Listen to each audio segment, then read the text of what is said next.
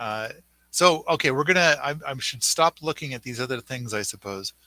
So today we're gonna test out the StreamYard stuff, and we're also gonna and Bo picked a topic. I suggested Hugel culture, and Bo thought we should do this other thing instead.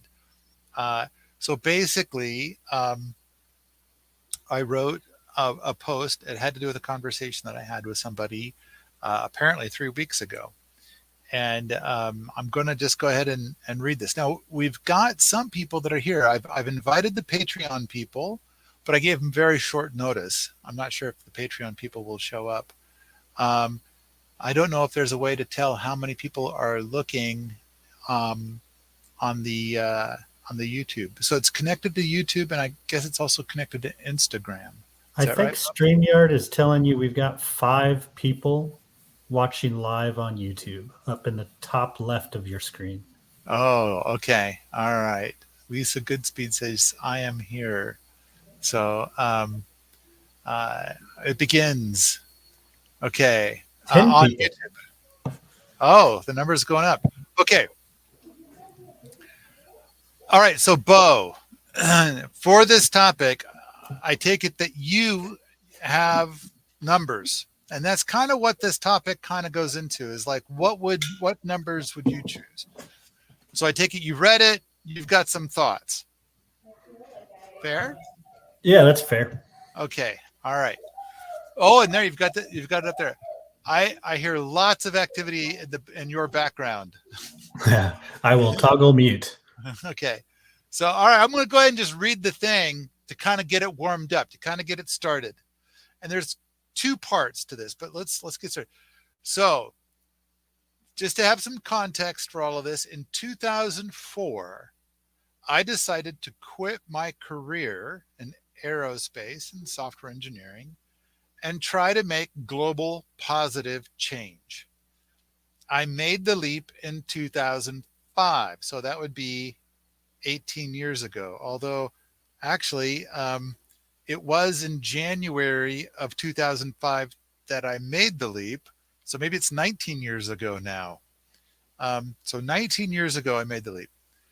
A person observed the time, a person who lives here and kind of observed what I do each day, asked me the following question.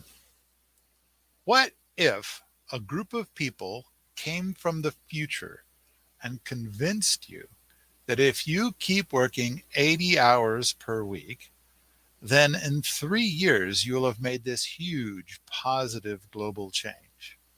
And if you stopped, then there would be a group that would do 10 times more in 5 years. So the subtext I think is delicious, and that is that by doing what I'm doing, I am enabling people to not do this. they're kicking back and ignoring the things that we're doing because I'm doing it. But so the question says, if I stop doing what I'm doing, those people will step up. Okay, that is a fascinating topic on its own. So, so the suggestion is that if I stopped, there would magically be more done. So I would stop, and then came the next part. What would you do? And so okay, I wanna. I'm gonna make that part two of this podcast. But the first thing I want to do is I then put the question back to her, and I said, what if the same people came to you and said, if you started right now, gave up everything, and worked 80 hours a week for 18 years, you could affect huge global positive change? Would you do it? And I got to tell you, this woman did not have a clear answer. it, it was an answer that was full of negotiation. What could I, what if this and what if that? And what if maybe I could, you know, and I kind of feel like, I think I'm getting my answer without, from your questions. But There got to be a bit of a conversation. And then I came up with, in time, a response. And I basically said, if 1,000 people were presented with this, where these people from the future came and they utterly convinced you that it was true, that if you dropped everything for 18 years and you just focused on this stuff for 18 years, for 80 hours a week, out of 1,000 people, and so here's where I was asking Bo about his numbers, because this is the numbers I came up with. Out of 1,000 people being presented with this, 500 would say, y'all are fucked. In other words, no, I'm not gonna do it. I'm out. And they'd all have a story probably about why they're out, but they're out. 499 would say, I will do it, and they will quit long before the 18-year mark. One would do it. So the final bit of this is to say, okay, what numbers would you choose? And so, Bo, you choose some numbers. You picked some numbers. Let me toggle our screeny bits here. I'm going to get rid of the share screen for a sec. I think your numbers are generous. I think less than 499 people would say they would do it. I think maybe 100 people might say they would do it. I think less than one would follow through. But this is the thing. Given your criteria, I think less than one person will follow through. Okay, so we'll get in a moment to what I'm going to do with all of my time now that I'm not doing this anymore, with theoretically. But for the moment, I kind of feel like, and then in the thread on Permies, it did seem like a lot of people were kind of agreeing with your analysis, like a lot of, and it's kind of like different people. They have different. Their lives are made of different things, and rooting for the home team, and so. By different things, it's going to be something like, baseball, football, basketball, the sports, and that's where their lives are, and they cannot fathom a life without that. Other people, it's politics; they can't fathom a life without that. Um, Others, it's something else, and even if they're into permaculture and homesteading. It's like I'm into that, but not that much. And so yeah, maybe your number is market, but on the other hand, what you could do is pretty dramatic. If the promise comes through and you're convinced it's true, and that's part of it. So, in the end, out of 1,000 people, I said one. How many are you going with? 0.1 Okay. person. So one person out of 10,000 people would do it and see it through. I said 499 said that they would, and then they quit before they hit the 18-year mark. And that has to do with I've seen a lot of people passionate about this stuff come and go. And so I think that's a big part of why I picked that number. All right. So for this thread, I know that I talk about what I would do based on the original question. Boy, and then there's a bunch of, okay, I'm looking at some of the other stuff I wrote in this thread, but all right. Are there any other people that have numbers to pick? I can see chatty chat stuff, and we've got some people that are on the call. I see Andreas and Julia, and Sean showed up. So these are the Patreon peeps. Do any of you have any numbers you'd like to share? Andreas, do you have a number you want to share? I see your. Yes, I think that one in in 25,000 would be like something more accurate to what I think, especially because it's not only about wanting to do it, but having the luck to do it and the ability to do it. So if you factor those things in it, I think the numbers start getting bigger and bigger in relation to the people who will get there. So I guess part of the question being for 18 years is it's like apparently it's supposed to be about like where I'm at right now, and I've put in all these years and I've stuck to it all this time. Um, surely Mark Shepard has been at this longer than me, and so he's done it. But then again, when we start looking at like Sepp Holzer and possibly Ben Falk, um, Mhm. and we look at all of these people who've probably been at it as long as I have, if not longer, it's still like, okay, we start with this population of 350 million. And if it's just one in a million that does it, that would mean that there'd be 350 people. But of course, we're also talking about people who never got this special message from the people from the future. So, all right. Uh, Sean, what's your numbers? I'm pretty pessimistic. I don't know if I can put numbers to it, but yeah, I'm with maybe Andreas there with the 1 in 25,000. Even with your scale, you get more than a couple notches away from somebody. They seem crazy, and I think we seem crazy to a lot of people. That's true. And, yeah, and I've been lurking for most of those 18 years, and haven't done it yet.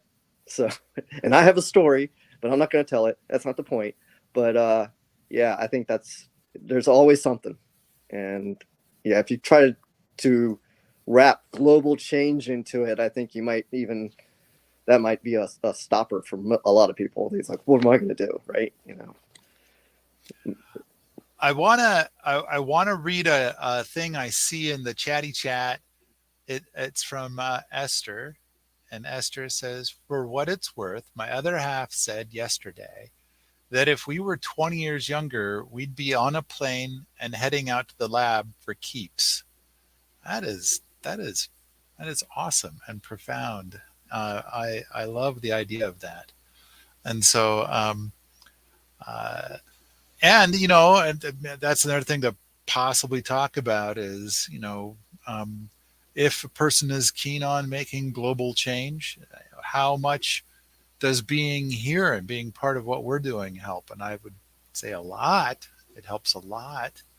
Um, but that's possibly another conversation for another day. So, Julia, did you want to take a stab at numbers? I do not want to take a stab at numbers. I'm just not. I don't think that way. I don't. I come from engineers, but I'm not an engineer, Okay. and I can't give you numbers. But I do think that I don't know. It's a matter of communication, getting these people who are at the point in their life young enough that they could up and run off to Montana. And the problem, of course, is that they're not on old style websites. They're on stupid Chinese TikTok. They don't know. I want to say I think that for a lot of the stuff that I talk about, I think that if I drag in the Wheaton eco scale for a moment, then Mhm. I talk about stuff that's level 7, level 8, and which explains why it is when I talk about it, so many people uh, talk about how crazy that is, or how awful that is, or Mhm. dumb, or whatever. And it's like, and I try to explain it, and they cannot hear it. It's too much. It's just too much, Right. and I have to fall back and say, like, you know, basically tell myself they're not ready to hear it yet. They got to come up several levels first before I can describe this to them. I think a good example might be a willow feeder. Mhm. I think We've had people here tell us that our willow feeder is bad because it is not a humanure system. Mhm. And I tried to explain to them, like, actually, we're trying to embrace the philosophies of humanure and expand on it, because humanure does not scale well, and we're trying to go like 2 or 3 steps past humanure, Mhm. and it's like, but they can't hear it. They're just sure that we're doing it wrong because it is not humanure. It's not like in the book. Right. Yeah. Right. And I, it's, I would also say you've said this multiple times that if you made videos saying your rocket mass heaters used half the wood, oh you yeah. might get more engagement. This is where a politician would do far better with talking about rocket mass heaters than me, an engineer. I mean, you heat a home with 1/10 the wood. So that's what I say. I've measured it. I've retested it and done it over and over and over again, and proven it many, many times. And so I know it's 1/10 the wood. But you're right. A politician or a salesperson or a marketing person or something like that, they would be able to state, it heats your home with half the wood, and they would say it with a straight face, and people would be like, oh, okay. And so in the meantime, somebody with an in-ground heat pump will basically say that they'll heat a home with 1/4 of the electricity, and we don't see anybody like losing their shit over that. That's not possible. You're saying you're violating the laws of physics. No one's, I don't see that, but they've also got people with big money knowing what they're doing, and those people are like selling the in-ground heat pumps over and over and over again, and they're having articles written, and they're pitching it and marketing it and stuff like that. Mm-hmm. We don't really have that in the world of rocket mass heaters, although I'm not allowed to say about a new project that I am aware of that is very exciting and might be a product soon. Awesome.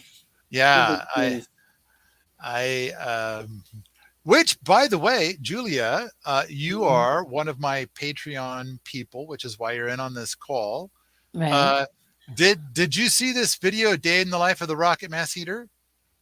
No, I don't think I did. Did it come Okay, out recently? yeah. Well, for Patreon people, the Patreon people get like a week head start. Oh, right. Yeah. Yeah, and so you're one of the few people who is allowed to see it, and so Mm. but frankly, it's like, oh, this is going to be so great. I'm really looking forward to it becoming public. But Awesome. okay, so the question on the table is the whole thing about, would people do it, or would they just say they're going to do it and they don't make it, or would they just say, I'm out right away, like I'm not going to do it. I guess the world's just going to have to die. So that was part one. Does anybody got any? So Bo, this was your idea to talk about this in this format while we test out StreamYard and learn about it. Did for that part of it, did we cover what you wanted to cover, or is there more to say? Yeah, we covered that part of it. Yeah. Okay. All right. So then there's the part about actually answering the woman's question, where she was trying to put it to me that if I was basically told that if I stopped working, I would get more accomplished for all the work that I do than if I continued working. And then her question is, what would you do? And it's like, well, of course I have to stop because more gets done if I stop, because the people from the future come and tell me it's so. And so now what do I do? And it's like, I didn't hesitate. I said, gardening. I've done very little gardening for the last, well, 18 years. Ever since I made the leap 18, 19 years ago, I've done very little gardening. I've been gardening gardeners, and I dabble. I put in long hours, and I don't garden because I have history with that, where when I go, like for example, can you guys see this? Banana cob! Banana cob. Woo! Woo! Okay, so I made that in like 1994. And at the same time that I made that, I was reading like 100 gardening books. And then when spring rolled around, my phone was ringing off the hook with Bananacom stuff, and it just overnight became the number one software of its type.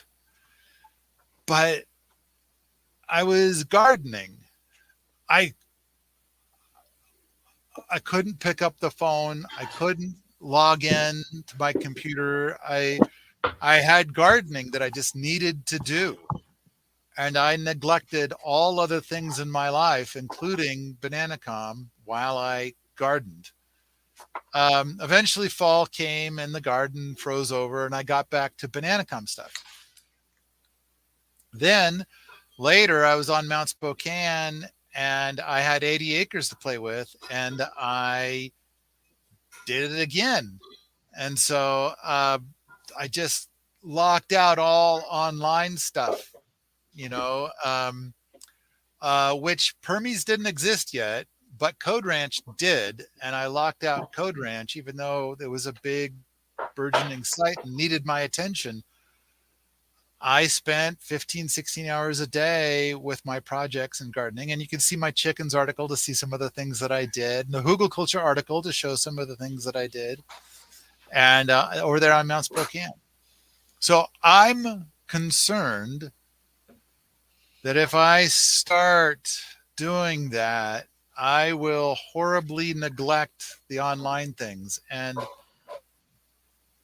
the online things take a lot of my day just to keep up. In fact, a few years ago, I remember doing the calculations, and it's like I have about 2 hours a day to make new things. The rest of the day is consumed with just maintenance, with just keeping things going. So, all right. Gardening. I would do gardening. And in fact, there's a little bit of a problem. This woman asked this question, and we have a little indoor garden kind of going inside the house. And ever since she asked that question, I've become a little obsessed with all the little things we're growing in the pots here for our indoor garden. It started off as a half-assed holiday here, and so a whole bunch of pots appeared with a bunch of things. I have we made 3 little glass jars with sweet potatoes in them, and we're growing sweet potato slips. We're going to try to grow sweet potatoes here in summer, this upcoming summer. And we're going to try to use the season extender to extend the season for sweet potatoes. And then, of course, part of what you do is you get the little sweet potato growing, and then it makes these little, sweet potato vines, and then you clip off the vines and you stick those in some water. And some people stick it into soil, and it's like, okay, I've got some in soil and some in water. And you can eat the leaves. Yes, you can. Yes, you can. I currently have about 20 jars with sweet potatoes growing, and 2 5-gallon buckets, stainless steel buckets with sweet potatoes growing. And so yeah, I'm getting a little carried away, but I can only go so far, and I haven't neglected my online stuff yet because the amount of indoors I have for gardening is pretty small. But the seed catalogs are here, and I've kind of gone a little wild with those. And so we're doing stuff. But I have a problem, and I feel like at the same time I have a very rare opportunity to change the world, and I'm afraid to let go. And so I keep doing all the things that need doing. And I think Bo can attest all day long, every day, there's work to be done on about 20 fronts. And trying to get the VA circus going with the, if they can bring in enough money, they can get paid. And so I have to pay them anyway, but hopefully they'll someday bring in more money than they're paid. My guess is a lot of people don't know what you're referring to when you say the VA circus, Paul. We have hired several people. We are paying them by the hour to work on Permi's stuff. But a lot of it is like, okay, go out to the Dailyish. So a lot of you on the Dailyish may have seen stuff where there's a mention in the Dailyish about one of the things that we have for sale, or a lot of you may have bought the recent bundle that we did. So the idea with these things is that these people, we're trying to give them permaculture jobs, but we're also saying like, okay, you got to do stuff in such a way, still permaculture stuff, that brings money in so we can pay you. And so I feel like it has potential. Right. So the V is virtual, right? Yeah, virtual assistant.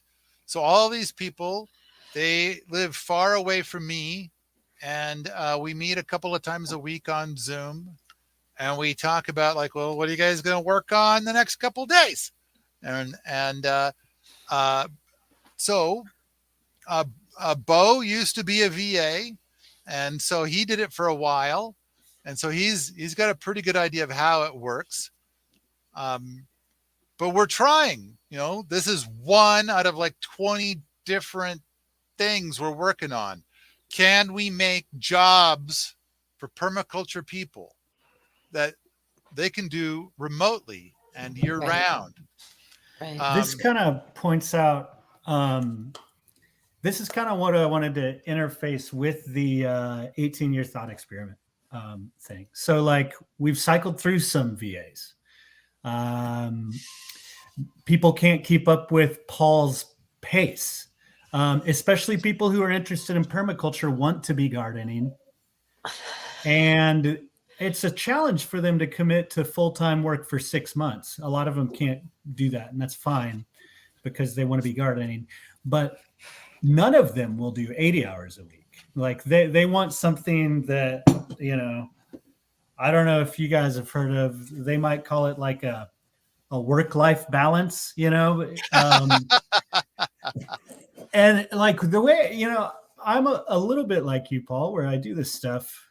I mean, I never am not doing this stuff. I am always either working on my farm, working on projects to talk about permaculture and homesteading, or partnering with you or other people and doing those sorts of things. But when I spend more than 35 hours a week at a computer, I go a little crazy. And I think the picture that you paint when you talk about your lifestyle is not appealing to the people who care about this sort of thing. So I think the numbers look different when you present an opportunity for people to invest and engage in this world that you want to build in a way that feels more holistic and sustainable for themselves, so they don't have to sacrifice the well-being of their families or martyr themselves at the computer. Well, when we put the thing out, like who wants to have a permaculture job, and so you've done this a couple of times now, where you've put the feelers out. For every person that says that they're willing to commit for 40 hours, it seems like we get a dozen that are willing to commit for 15 hours or something like that. And it's kind of like our experience with that is that people come and they attend the meetings and they kind of phone it in for 15 hours, and and they never really get anything done. Plus, there's the whole ramp thing. I mean, it's such a rich space. It takes a while. Like when it comes to like, hey, you got to earn your beans, which is, basically what we say every day. Um, when people show up for the first month or two, it's like, oh yeah, let's print up t-shirts and sell t-shirts, which by the way, you never make money selling t-shirts. And so people are glad to get paid 40 hours a week for months on an end to try to arrange for t-shirts, which people don't buy. And it's like, okay, so that doesn't generally work. But here's a thought. Why don't you pick something in the digital market and go and tell people on the daily-ish about it, and then a dozen people will buy it that day. And there, you just made like, I don't know, $5 a pop. So you made $60 there. So it begins. Um, Stuff like that. And it's kind of like, all right, so we're trying to make it so that people can be keen on permaculture and have a permaculture job. I think we're having mixed success. I look forward to having a day where it pays for itself, or the whole idea pays for itself. And and I want to say a thing before I forget. So about 2 years ago, there's a guy we called the benefactor, and he put some money in my pocket, which really helped to ramp up the VA program and get it started.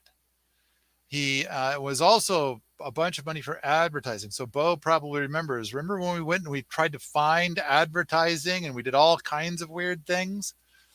And but I made a podcast a couple of months ago, and I mentioned the benefactor and his generosity, but I kind of had this different thought experiment, because I learned that spending money is hard. You get a whole bunch of money, and now you got to spend it, and you got to spend it appropriately, and you got to spend it quickly.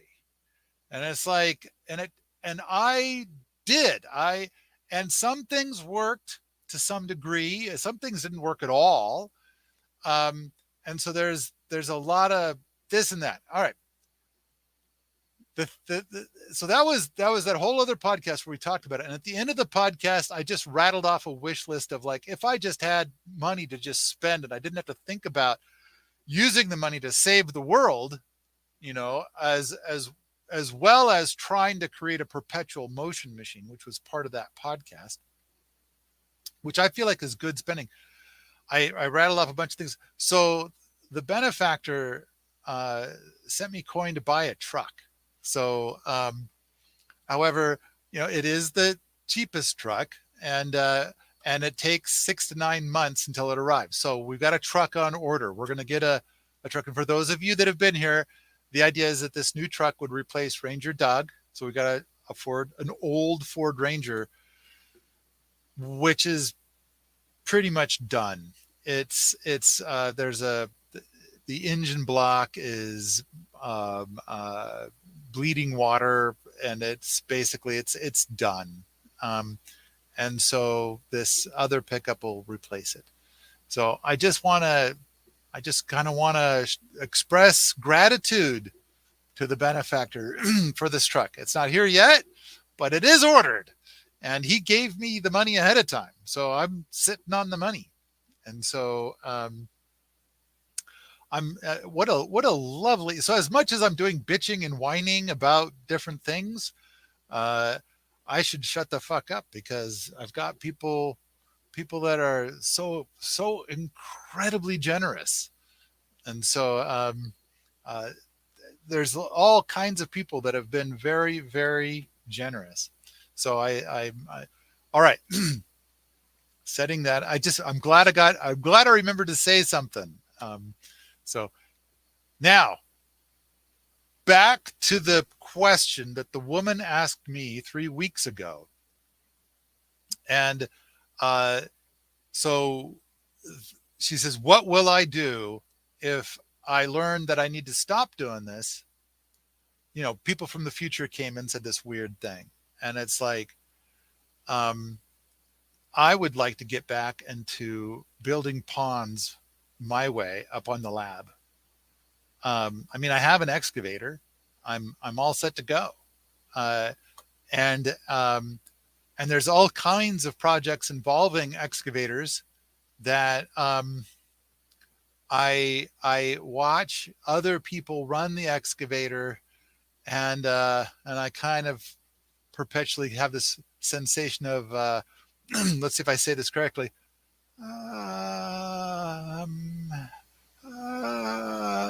I don't know if you guys understand what I'm saying when I say that. So, for example, those of you that have been here, we have a little parking lot called the Turtle Lot. I made the Turtle Lot. And for those of you that have been here and you've been to Serviceberry Terrace, I made Serviceberry Terrace. I just got in the excavator and I did it. Far Arrakis, I did that. And then Submarine Access Road, I did that. And so it's like there's just a lot of times where it's kind of like it just needs to be done. And yeah, so I just get into the seat and I do it. And so but then I feel horrible as I'm doing it because I'm very, very worried that if I keep doing this, I'm going to trigger this weird thing within me that I'll neglect the online stuff, which I feel like I have this very rare opportunity. Okay.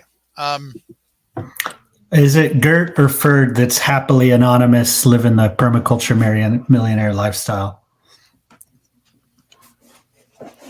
It's Gert. It's Gert. So you're Yeah. afraid you're going to Gert yourself, like just be content, anonymously harvesting rhubarb, happy, and let the world not get better. That's the fear. I would say, yeah, in a way that if I start doing Gert, I will love it. And all this other stuff will come crumbling down. And I mean, it does seem clear that when I'm gone for a day or two, for whatever reason, so much stuff falls apart. And so many people, boy, they make some dumb choices while I'm away. Like, really? That's what you decided to do? And you do remember that I told you to not ever do that like 6 times? And it's like, no, I don't remember that at all. It's like, okay, all right. So I don't know. I feel like my presence online and doing stuff is making a big difference. And I mean, and then I get into the whiny space of like, but not big enough. And it's like, so, I mean, there are on my channel right now, there are 26 people watching this. And it's like, really? 26? That's it. So, It's Saturday morning. well, okay. That's fair. But at the same time, when some other people do a live thing like this unannounced, they might get 26,000. And so it's like, I wish to be able to reach far more people than I do. You need to learn how to play video games in a comedic fashion. Oh, is that what okay. All right. That's what gets the big numbers. So part of me kind of thinks like what you suggested before, Julia, is part of me thinks like, I wish for somebody to stand up and advocate for rocket mass heaters, only the words that they use are political words rather than engineering words. and they Mhm. say you can heat your home with half the wood. Now, Which is true. right, you You'll could. You just could. have even more wood lying around. I mean, I You'll guess have. people might complain eventually that their woodshed is overfull. You might have to open a window, let all the heat out. I don't know. There's ways, sure, uh, but um, I don't know. Okay. Let me wrap up on the stuff that I would do, and so gardening. Oh, I have like my mind is just explodes with ideas. I've got like 1,000 things I want to do just in the world of gardening. And yeah, Bo is playing that little video, and it's like this is something that started to get into my brain about 8 or 9 years ago. And in the winter, this is probably how I would spend all winter. All winter is doing pure wood building projects. And so, for those of you that are not familiar with it, pure wood is the idea of building something without using any fasteners or glue. And so Bo is showing us a clip of a video where this guy is going to build this beautiful uh, tool chest with drawers and cupboards and all kinds of features. And it's pure wood. There's not a single bit of metal. There's no glue. It's just the wood comes together to make this thing. This is beautiful. And now here at Wheaton Labs, we have loads of projects that we're doing pure wood, Mhm. and we have some projects where it's like minimal. So, like for example, the berm shed does have some rebar spikes in it, but you can't see them. They're placed in such a way that you can't see them. So it looks like it could be pure wood, but it isn't. Mhm. Similar sort of a thing for the greenhouse. Uh, and I think that the greenhouse movie really shows some of our very best roundwood timber framing stuff, which is another thing is roundwood stuff. We do lots with roundwood. And recently, Stephen made a sawbuck. He made two sawbucks. And I want to do it a completely different way than the way that he did it. But I need to focus on my online stuff. All right. So I think that's basically the answer to my question. I would get back to doing the things that I've done in the past and that I love doing, but I think it would come at a very high price. And the thing that we're the thing that I do online, I think is it's it's doing a lot, and at the same time, I just my feeling is that at any moment now, like we are ready, we are prepared for all of this stuff to get 1,000 times more interest. So we're prepared for uh, to sell thousands of copies of the Better World book every month, every week, every day. We're prepared for everything to just take off. And I and and I kind of feel like the world desperately needs this information, but I'm considered too crazy by most of the world's standards, and so we need like I don't know 10,000 people to be in the middle, to be to speak that level 2 speak, so that way the level 0 people can hear it. Whereas my what I have to say is just too crazy. I think that's the play. But in the meantime, and I did have a thought that like we should take the Better World book. Maybe something like Penguin would want a book that's basically one step to the side from the Better World book geared towards apartment dwellers, and but it would require an enormous amount of work to make a book like that, and then the publisher would then have it and hopefully infect millions of brains with it. That's a possible path.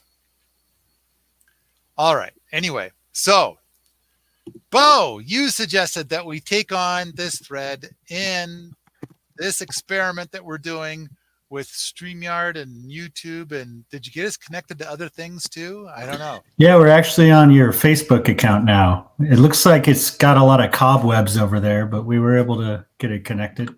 Okay. All right. Well, cool. Cool. Are there any questions? I haven't been reading the chat. Are there any, has there been any chatty chat stuff that we should address or respond to? I've been doing other stuff. Someone says agit crop. I don't know what that means. Agitation propaganda. It's not somewhere crop? we should be going. Is it like a play on That's when words? you grow. That's when you grow your propaganda in a field. Yeah. Oh, okay. Fair. Yeah. Someone called Diving Duck 9 is chatting about his new fence. I see one that says, how much did it cost to drill a well in Montana? Oh. You just want to hear Paul whine more. That's what's going on here. Boy, that was the big kick in the nuts from 2023. So basically, in 2022, we started trying to get a well driller to come out and drill the well. And it took, 9 months until we could get one to actually come and do it.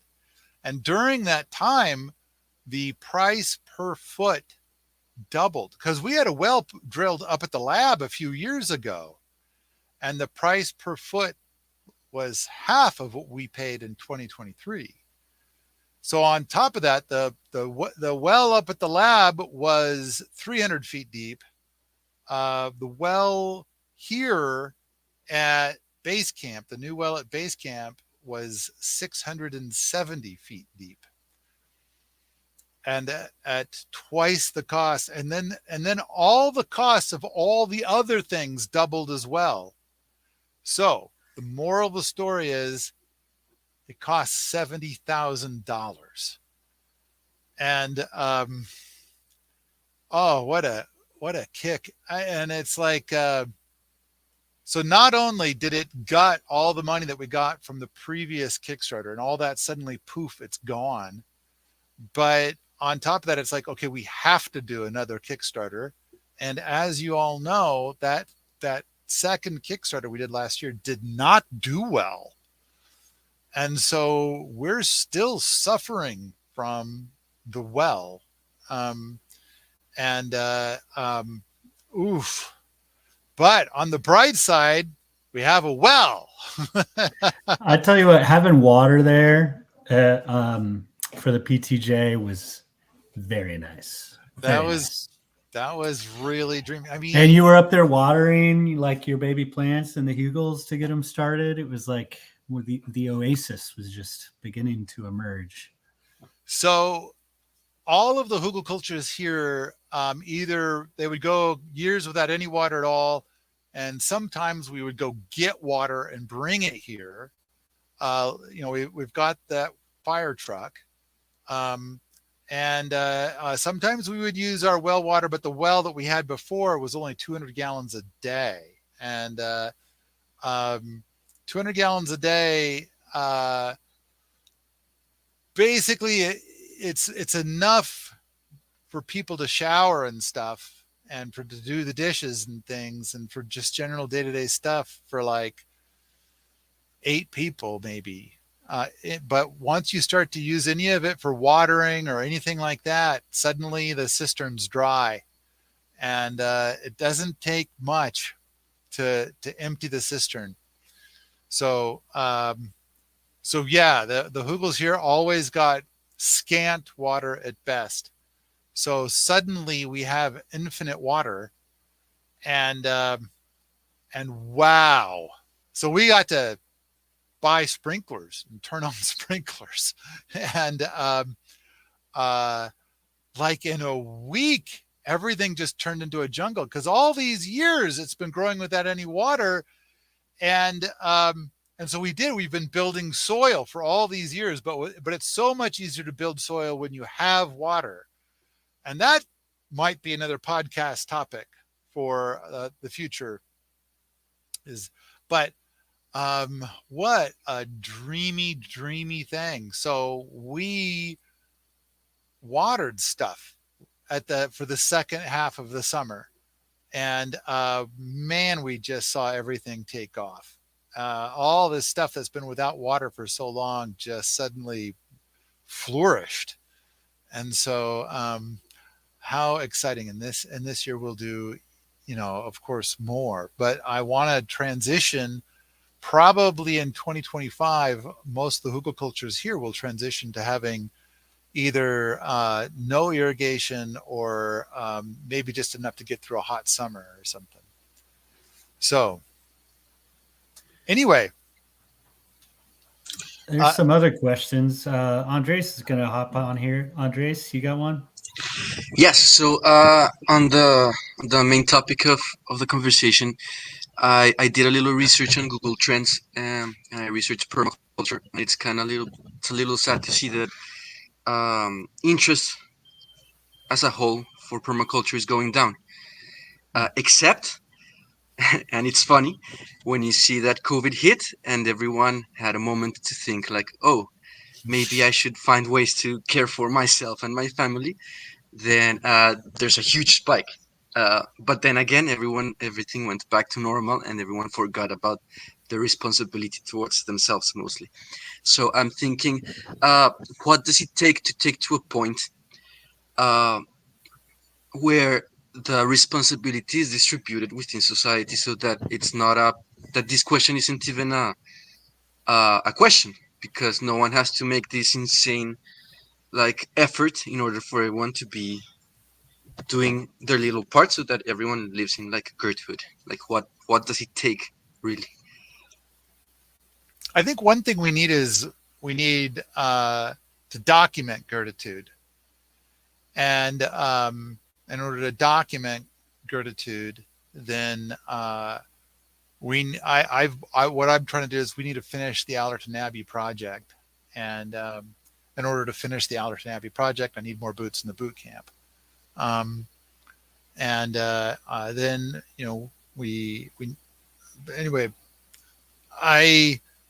I think that if we can document gratitude and put out a video with that, and part of it is like, let's say we come out with this video in 2 years showing gratitude, then what happens if I put out a new YouTube video and less than 1,000 people see it?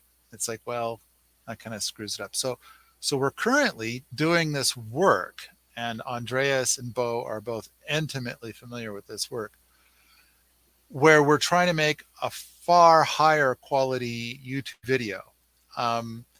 Probably, I would say that it's possible that the quality level is 10 times higher than what we were putting out a couple of years ago.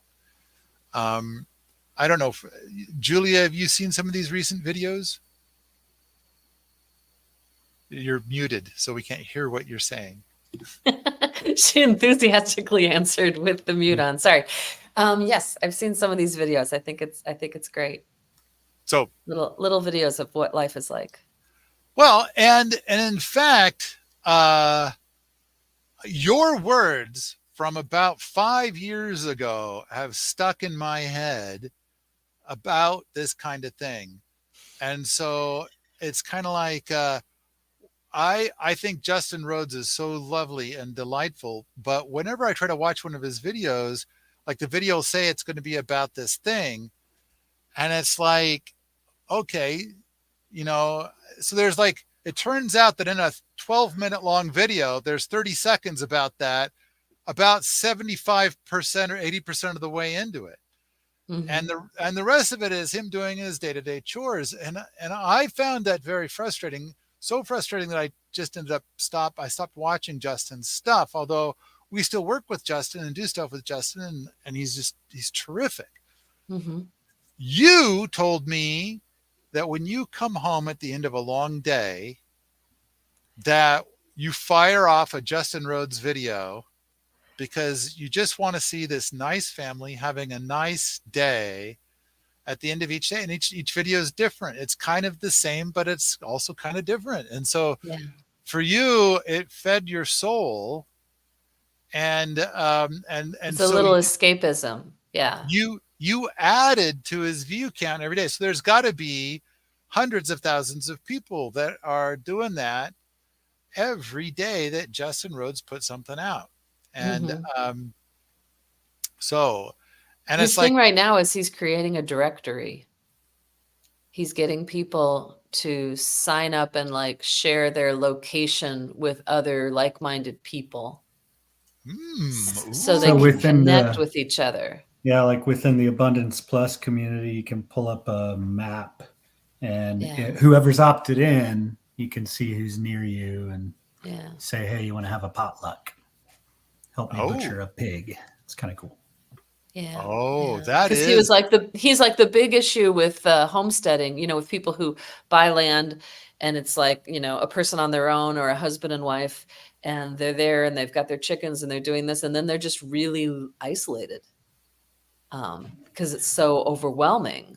Like you said, I mean, it's just a lot of time. And so he's like, what these people need is community. And then incidentally, it's good for him because he's got a whole bunch of names and email addresses now.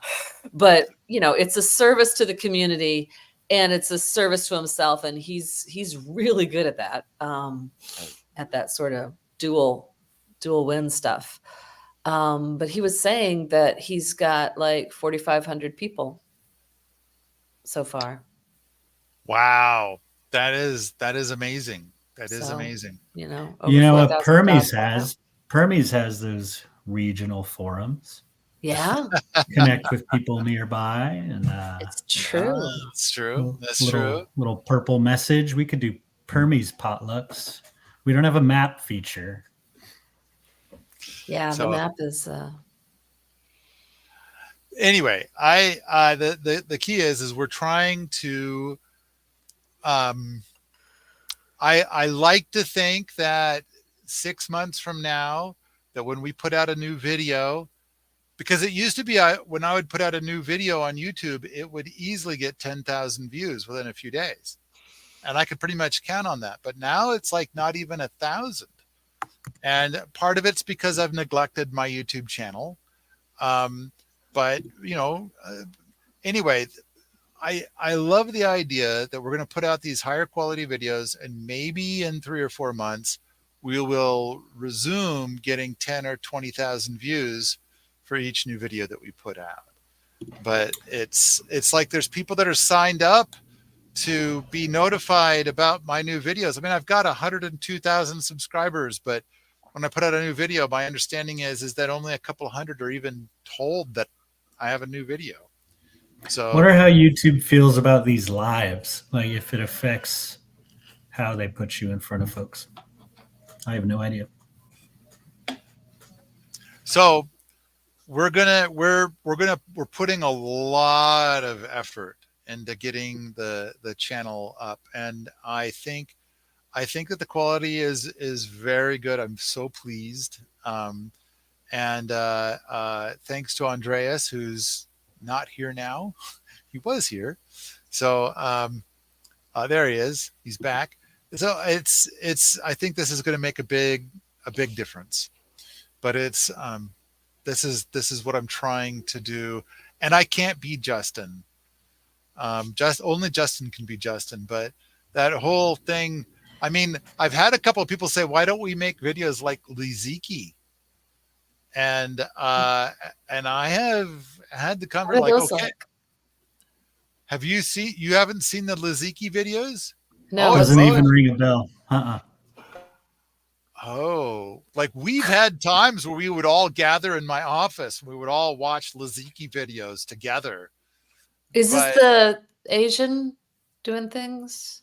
She's in China, Yeah. and she generally doesn't speak during the video, but she'll be like, "Oh, peas," and then so she throws a bunch of peas on the ground, and then we watch as they grow into like little short things, and then she comes and thins out the peas, and she takes the pea thinnings, and then she goes and cooks like three different dishes with the pea thinnings, Yeah. and These parts delicious. and it's all on a wood fired wok, and it looks like the way that she washes things is like there must be a creek in the area, and she's got it rigged up so the water just perpetually dribbles in her backyard, and so she washes things there, and it's like every once in a while you see some plastic, but for the most part it's all glass and wood and stone and stuff like that. It's all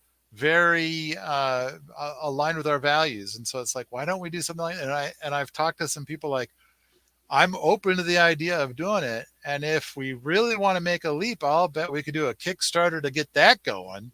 But but it's like we need a videographer. Oh, and that reminds me, remember GamCod? Oh, Julia's making this face like she has no memory of Oh, it. right. Grow a million calories on dirt. There's going to be a TV show. It's going to take the world by storm. So boy. A reality people- gardening TV show. we had thousands of people that wanted GamCod or still want GamCod, but we put a thing out saying, like, okay, who wants to get paid $100,000 to come be a gardener here for 10 months? And we thought we would have more than 100 people apply. It was closer to like 6. And some of the 6 were like, they were saying like, oh, I want more than $100,000. and I kind of thought $100,000 to be a gardener for 10 months.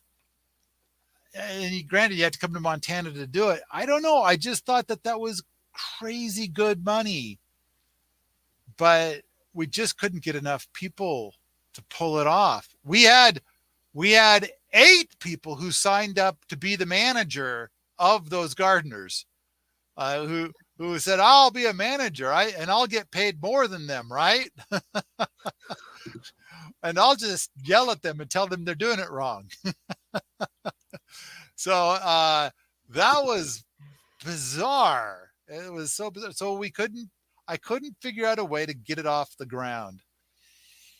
I've since come up with some ideas about how we might try it again, maybe in 2025, but I haven't had time to even, I was going to announce it 3 months ago, but I've been so drowning in things that I haven't. I think as we were getting ready for this call, somebody was asking me about Ant Village, and I said, that page needs an overhaul and an update. And it's been on my to-do list for 3 months now, and I still haven't gotten to it. Just to kind of give you an idea of all the things that need to be done. So there's a lot of chatter on Instagram. Sorry, Paul, you can finish that. Nope, I'm done. What's the chatter? Tell me of this. I can't even look at it all because Instagram looks dumb. But there's one good question here from YouTube. You want to see that? Okay. All right. There it is. In the hypothetical situation, there is a guarantee that the sacrifice will change the world. What chance of success does it take for you to believe the sacrifice is worth it? 1 in 2, 1 in a million. Oh, this is the question, isn't it? This is how we started this whole thing today. This is the beginning. Yeah. So I mean, obviously I'm doing it, even though I didn't have people from the future convince me. But we kind of made the question be like, out of 1,000 people, how many people would say they're going to do it but not do it? How many people would say they're not going to do it? And how many people would say they're going to do it and do it? And then we kind of asked people to share their number. And so We did beginning of this thing. All right. So, Bo, are there any others up there? I found that one about the thing I kind of talked about a little bit. Were there any others? Not really a question. Okay. All right. All right. Well, maybe that's plenty. I saw something about what is GERT, and Yeah, I posted a link for that person. okay. I think we've talked about it in the podcast quite a lot. Um, I do want to say that there are many schools of thought under the permaculture umbrella, and whenever I hear the phrase permaculture farm, I kind of cringe. And then when people talk about permaculture and they talk about, you know, doing a CSA or doing a farmers market thing, I cringe. Um, and the and really what I and another thing, and I think we've probably talked about this a few times in the podcast, is that people talk about like they want to go out and get land and get started on permaculture or homesteading and things of that nature. And so they're currently shopping for land, but you know, it's going to be $1 million. And then they say things like, it's impossible for anybody to get land right now. And I kind of feel like, holy shit, I don't know how much easier I can make it for people. I mean, just the Deep Roots program that we have here is, I believe, incredibly cheap. And the boot camp, you get, you know, you come and spend 2 years in the boot camp and you get an acre of land, which is an acre and 200 acres simultaneously. Not to mention the whole skip program, and you could get, you know, like 100 acres handed to you for 3 months worth of work. And it's like, I don't know. I feel like, how easy do I have to make it? I'm so lost and confused, and I keep telling people, and I don't know. It's on the one hand, I think maybe it's fair that some people could think it's too good to be true, but then we put out videos of like, here's Fred, he's got an acre, he's got 2 acres. Here's Des, he's got an acre. You know, it's like, I don't know how much more proof to provide to people about this. Now, granted, I think that if somebody's looking for a homestead deal and they're looking for land, and it's like all the properties that they want are $1 million, and they smoke tobacco and they smoke weed, they're not a fit for here. And so, yeah, they are kind of on their own, and they can't come here, but they could probably still do skip. I suspect that there's lots of people. In fact, we are now suffering from Otis's, and we have way too many people contacting us, and they're elderly, and they aren't really computer savvy, and they want their hand held. And they're like, how do I find this person to, you know, will my land to? Because I don't have a lot of time. And it's like, oh boy. So, and you know, when we talk about skip, the people that might start, you know, doing the BBs, they think I'm a fucking liar, that there's no Otis's. And so it's like, I don't know what more to do. People want you to talk more about the land programs. I'm sure they're talking about both Otis and your Deep Roots pathways. Deep Roots, I think it's currently priced at $25,000. You get an acre and sort of 200 acres. You don't get any equity. I can kick you out at any time. I think that there is a burn rate of 12 years. So if like in 2 years you change your mind, you want to get out, you get most of your money back. I mean, it's here where it gets cold. but at the same time, the soil on the lab is so deep. It's just beautiful. I mean, it's the soil up the lab is so good. You're going to be struggling to keep things from growing.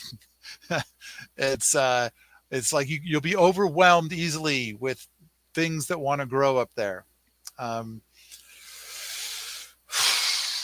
the skip program is something where uh, it's basically, I think it's, oh, I used to know that. I used to have the number memorized. Isn't it like 1,170 projects? Um, it's like, and then you go and you do like 500 of them, and you'll be PEP4 certified, and you'll Something have like that. this list of Otises who want to um, will their land to you. And there's other scenarios like if you're PEP2 certified, I suspect that there's people who have permaculture properties who would love to rent to you or maybe just hire you to come be a land manager or stuff like that. Um, we've heard from, I don't know, a couple hundred people like that. Um, but mostly it's the Otises. We have confirmed about 40 Otises. And are There's those all over the probably more. world? I know they're mostly in the States. Yeah, Someone's they're asking all over. about Canadian Otai. I have gotten the feeling that there's at least one Canadian, maybe two. Um, I'd say more than half of them are American. Um, but a lot of these people die and the land just goes to the government. Um, although there's also people who die and the land goes to some kin who just sells it. And the thing that these people want is that they've got 40 years, maybe 80 years of love going into this one property, and they want somebody who gives a shit to keep doing it and for it to keep going forward rather than somebody who's kind of just a tourist who just comes and lives there and watches it all rot away. Um, or somebody who just bulldozes it, or they just sell it to the people with the bulldozers or something like that. So the number, I would have to say, the number of Otises to skippers, it's probably, I think the Otises outnumber the skippers about 20-1. And it is my impression that nobody has gotten to PEP2 yet. And a lot of people, they cruise down PEP1 road, and they get well, some of them, they've gotten like more than 100 BBs and they still haven't hit PEP1 because they're interested in the BBs. They don't care if they get PEP1. So we set this program up, and it's got,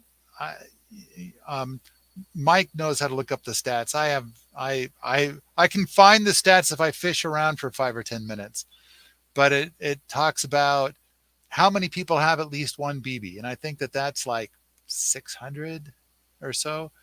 And I know that there's like 3 people who have gotten to PEP1, and I think 1 or 2 Mike are and great. Opalin. Who else has hit PEP1? Oh shit! Now I'm embarrassed. I don't know. I can't remember. Yeah. But